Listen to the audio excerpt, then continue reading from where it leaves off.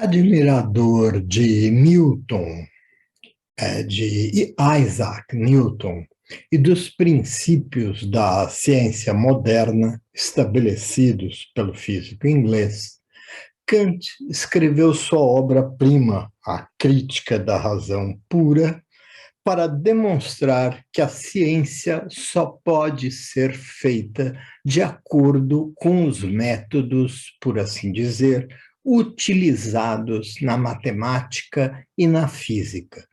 Como a metafísica não pode ser feita desse modo, por esse método, ela, para Kant, não é uma ciência. Vamos aprofundar esse panorama sumário das ideias kantianas.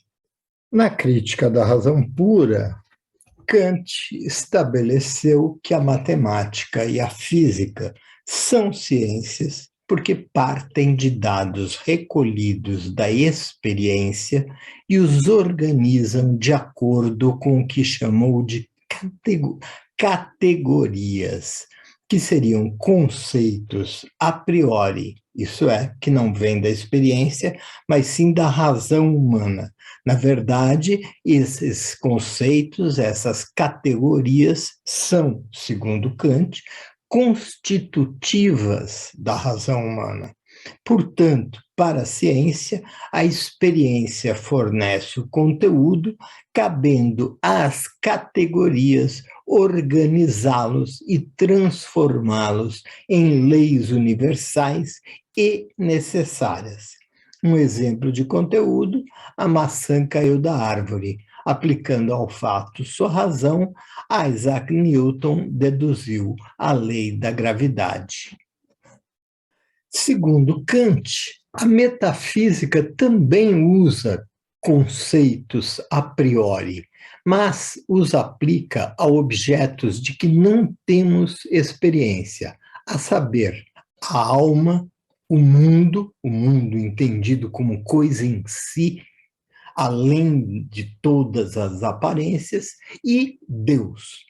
Kant chama a alma, o mundo e Deus de númenos, ou nomenos, ou ainda noúmenos, que em grego quer dizer pensáveis.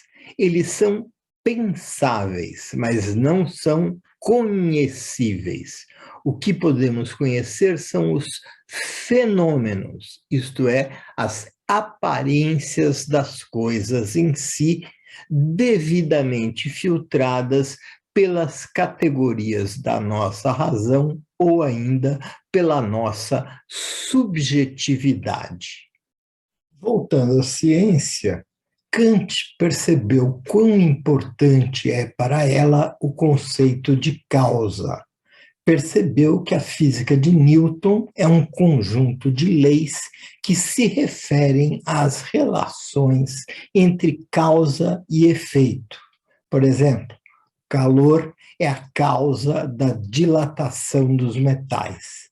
Mas esse conceito de causa é um conceito que Kant tinha dificuldade em digerir, pois da mesma forma que ele admirava Newton, ele também admirava o filósofo empírico escocês David Hume, para quem causa era um conceito falso, impossível de se constatar na experiência.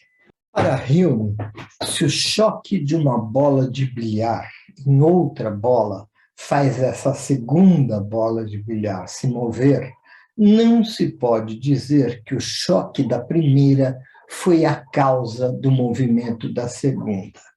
A experiência nos mostra apenas que a primeira bola bate na segunda, e então a segunda bola se move. O fato de a primeira bater vem antes, o fato de a segunda se mover vem depois. Nossa experiência se limita a constatar isso, que o choque da primeira bola seja a causa do deslocamento da segunda, é algo que a experiência não revela. Kant concorda com Hume, E por isso se viu diante de um dilema que resolveu entendendo que a ideia de causa não está na experiência, mas na razão. É uma de suas categorias.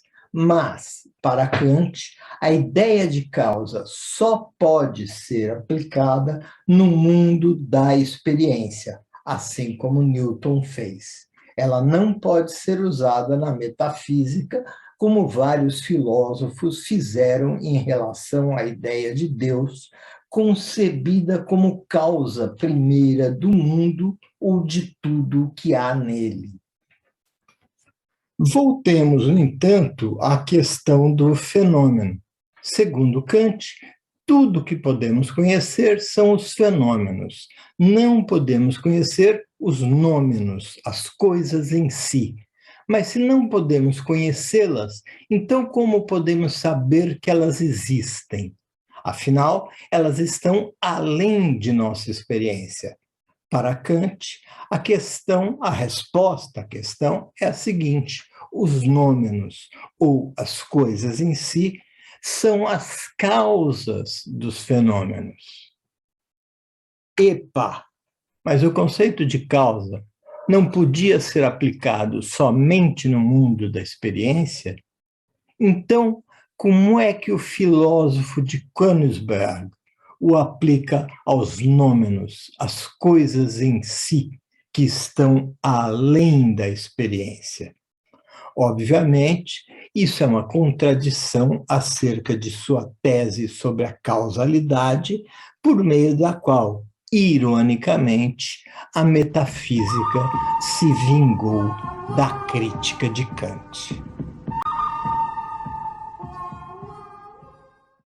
Gostou do vídeo? Não esqueça, dê o seu like, assine o canal, toque o sininho.